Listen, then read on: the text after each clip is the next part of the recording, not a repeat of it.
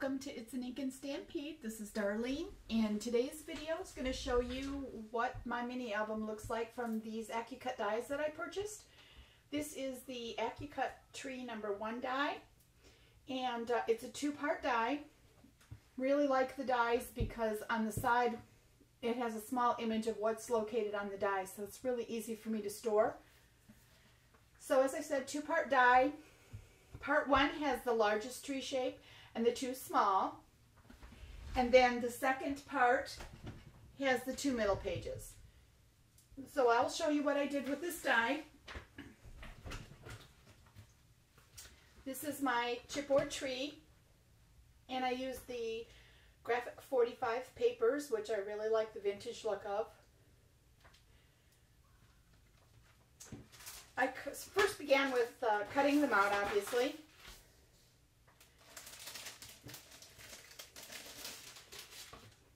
This is what your tree will look like when you cut it out. I used the black chipboard from AccuCut also, and I really like how thick the chipboard is. I use the heavyweight, and truly, if you think of a quarter, it's about the thickness of a quarter, and I really like this. Easy to work with and also real durable. So this is what your blank album looks like. Has 5 pages, but obviously two-sided. So you have 10 pages that you can decorate for your album. So I'll go through this a little bit, show you what I did. First thing that I did is I assembled it and put it together with the basic ring on the top, a split ring. And what I used for my ribbon, this is a Stampin' Up! Ribbon. It's the organza ribbon. And I had a small little charm sitting around in my stash. So I hung that from the top so it has a little star on the top of my tree. A lot of the embellishments that I used on this, I used some of the things that I had sitting around. Some of them are from quite a few years ago. Just had a few pieces here and there, and I didn't know what to do with them, so I put it on this tree. The pine cones are from the McGill punches, and on my blog I have listed the direct link to the directions for these. I will be doing a video to show you how I made these, but I wanted to just show you the little pieces. I have this one, I put some gold glitter and some gold ink on just a basic chocolate chip cardstock from Stampin' Up! This is the same color cardstock, only I just did some white on it for just a touch of snow. This is a Prima flower that I just added some stickles to. And then this is the same one, only I used the graphic 45 papers for it instead of the plain chipboard, the plain cardstock from Stampin' Up! As I did down here. And then I put some really nice chunky white glitter on. I just thought that was a nice vintage look too. So the first page and the third and the fifth I made all match, and I had a really nice like a pine bough type of stamp, and I thought, oh, I think I'll just stamp on these so that it looked realistic, and I'm going to show you how I did that in my next video. This has some Stampin' Up! Ink on here. Just stamped it on and put some embellishments here. I have a few little mirror accents that I had sitting around, so I added those. Inside is just the first Merry Christmas statement. Anybody that wants to look at it is being wished Merry Christmas, and it was for our Merry Christmas. After I'm done this year and I put my pictures in, we had a Merry Christmas. This is a Tim Holtz flower. More graphic 45 paper. I have an elastic metallic gold thread from Stampin' Up! That I put on, and some red rhinestones. You can put pictures in here, tags in here. I left it plain for right now. I'm not sure what I want to put on the front, but on the inside I made a tag, stamped Happy Holidays on it, and the tag slips in really nicely. The way I wrapped the elastic cord, it can go in either way. Students, children, anybody can look through these. Little kids' fingers work really well with any elastic cord. If you want to put these on other albums, it's really helpful for kids when they look through them.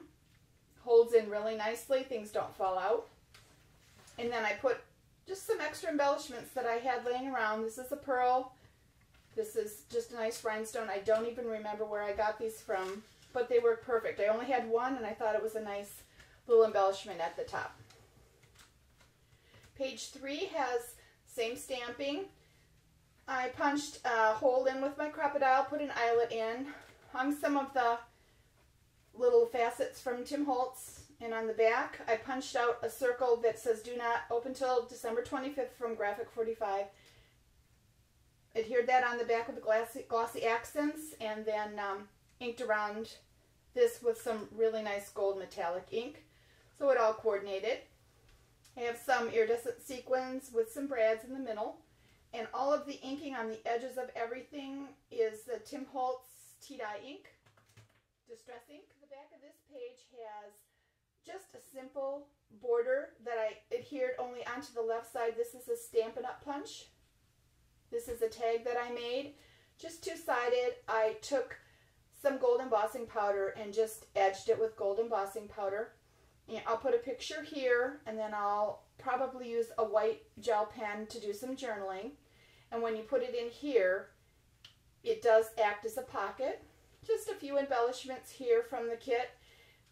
Graphic 45 had some really nice things, so I just kind of punched them out and put them in, and just stamped the word peace. I have also a little mini clip that I have from Stampin' Up! That I put on there.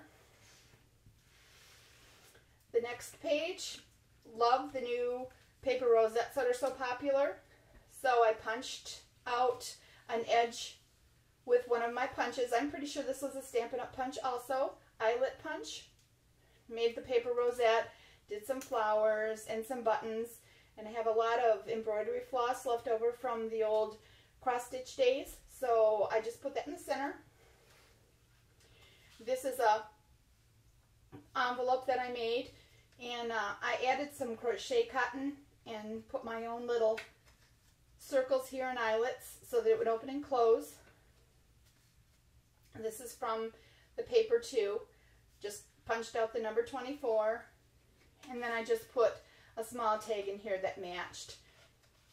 This is Stampin' Up! Paper, basic cardstock. It's 80-pound cardstock, and I really like the weight of that.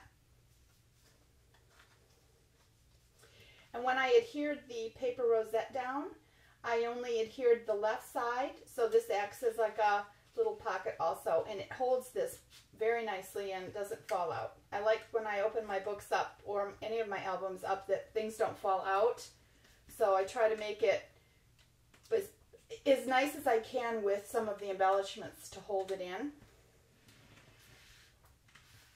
This is a stamp that I got from Inka Dinka Doo, and it's titled A Visit from Santa, and it has just a couple of tags that were in the Graphic 45 papers. I'm going to put the picture on the back of both of these. I inked around the edges again with the Distress ink, and I'll journal on here. This was adhered on 3 sides, so that would act as a pocket also. And then I just added some stickles. This is a Martha Stewart punch. I'm pretty sure it was the snowflake for this year. And then I just used Stampin' Up's Dazzling Diamonds glitter on there. Punched some scallop punch circles out of the Graphic 45 paper and just added stickles in different accents. And then I added some circle around this Do Not Open until December 25th. I thought that was a really cute area there on that stamp, and I wanted to highlight that with some stickles also. And my last page is basically I just put bugle beads around, and I used glossy accents to adhere it on. A couple of these I cut out and just pop dotted them up. In my mat, I just used black cardstock, basic black from Stampin' Up, and I used some corner punches. I think this is the photo corner. And this is popped up on some dimensional foam so that it's a little dimensional on the side. Hopefully you can see that a bit. I didn't want to do too much here because this is the part that really is the front of the album, and I didn't want to take away from that. So I'll put a picture here, and then on the back I ended it with Santa Claus, and I thought this was a really pretty paper. So I didn't want to cover it up. I think I'll probably add a picture or two on the side over here. I'm not quite sure. And just did a bling circle. And honestly, this is probably about 6 years old. And I'm pretty sure it was from Heidi Swapp way back when. So this is my last circle left. And it worked really well for accenting Santa's face. So I think it came out really cute. Love the AccuCut die. I'm so glad that I purchased it. And I think this tree would work really well for anything that's even a generational type of thing. It would be fun to do a family tree. You can do anything with this. I think I will do some fun things. Doesn't have to be a holiday tree. It can be a nature type tree. So you'll probably see more things coming from me on this, but I thought I would just share with you. Hopefully you'll enjoy seeing something you can do with the AccuCut Tree #1 die. Thank you.